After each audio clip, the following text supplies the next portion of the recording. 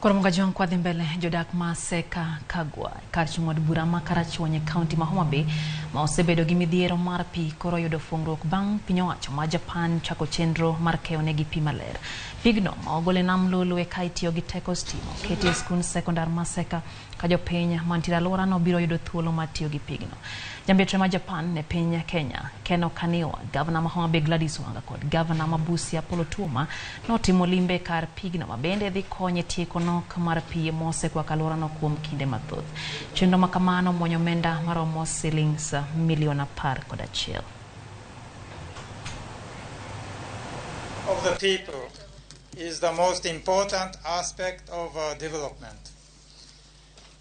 We support the universal health coverage, which is being promoted by the government of Kenya. We think the safe and clean water is a basis of health for the people in any area, including in this county. When you look in this region, we are among the leading in waterborne diseases in the country and in the region.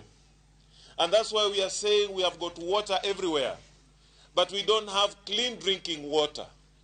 But the technology we have seen here through Yamaha can allow us to have clean drinking water at affordable costs. The biggest challenge we are facing as governors along the lake region or in the lake basin is that our people can see water, they can see it, they can view it, they can touch it, but they still have no water to drink and clean water and safe water for domestic use. And that is the challenge that this program has come to resolve.